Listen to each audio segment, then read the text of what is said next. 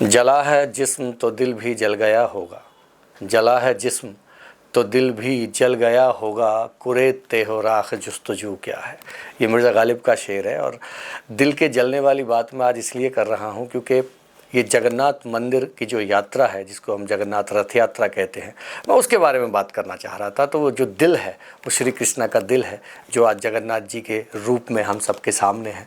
कहावत बहुत पुरानी है और या कहानी बहुत पुरानी है, जिसमें महाभारत के बाद जब यदुवंश के जो राजा थे, कृष्ण के पुत्र, वो आपस में लड़ के ख़त्म हो गए, तो वहाँ पर जो कृष्ण जी को बाद में जब एक भील ने तीर मारा था उनके पैर में, उनके पद्म में, तो उन्होंने शरीर छोड़ दिया था। तो उनके शरीर छोड़ने के बाद जब उनका अंतिम संस्कार किया गया, तो कहते हैं कि उसके बाद उनका दिल नहीं जला था। जो दिल एक नीले रंग की ऊर्जा में, नीले रंग की एक आत्मा में वो कन्वर्ट हो गया था, बदल गया था। और उड़ीसा के एक राजा थे जिनका नाम था इंद्रद्युम्न, उनको वो दिल का स्वप्न आया और उनको बोध हुआ।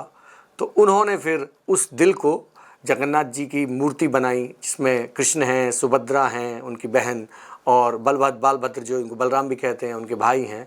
तो वो आत्मा जो नीले रंग की आत्मा जो थी दिल की, वो आज भी श्री कृष्ण के दिल में है। और जगन्नाथपुरी जो एक चारों धामों में एक सबसे प्रसिद्ध धाम हमारा बन गया। तो उस मंदिर के बारे में मैं कुछ पहलुओं पे आपसे बात करना चाहता हूँ।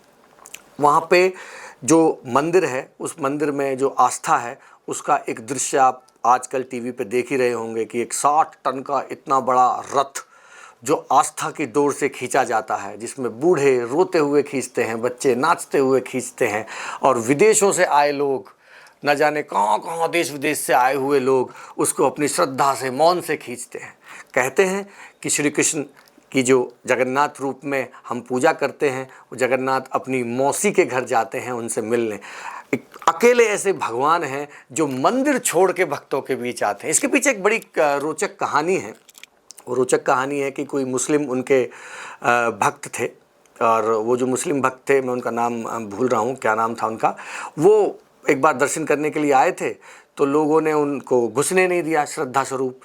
तो उन्होंने ऐसे मंदिर पे कहीं हाथ रख के ऐसे जगन्नाथ जी के दर्शन करने चाहे थे।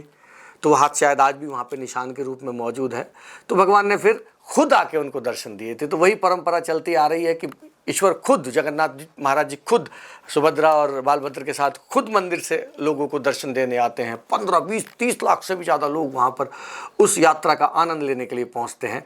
बहुत सारे रहस्य हैं जगन्नाथ मंदिर के बारे में। लोग कहते हैं कि जो ध्वज है वो हवा की विपरीत दिशा में उड़ता है। ये आप देख भी सकते हैं। जो चक्र है, जो सुदर्शन चक्र जो मंदिर के ऊपर लगा हुआ है, वो चक्र कहते हैं आप कहीं भी खड़े हो जाएं मंदिर में, वहाँ से वो चक्र आपको ही देखता हुआ नजर आएगा। वहाँ का अखंड प्रसाद, जो प्रसाद कभी खत्म नहीं होता, चाहे वहाँ पे 50,000 लोग आ जाएं, 10,000 लोग आ जाएं, कितने भी लोग आ जाएं, वो प्रसाद कभी खत्म नहीं होता। ऐसी बहुत सारी रोचक बातें हैं जगन्नाथपुरी के बारे में और जगन्नाथ धाम के बारे में। बहुत सारे मुस्लिम आक्रांताओं ने मंदिर को तोड़ने की, मिटाने की कोशिश की, बट ये कैसे कहते हैं ना कि ये हस्ती है हमारी जो मिट नहीं सकती। न जाने कितने कितने दुष्ट इस हस्ती और बस्ती को मिटाने आए, लेकिन जगन्नाथपुरी में आज भी ईश्वर ऐसे ही विराजमान है, उसी राज ठाट से। ये है जगन्नाथ जी की शक्ति। बोलो जय जगन्नाथ।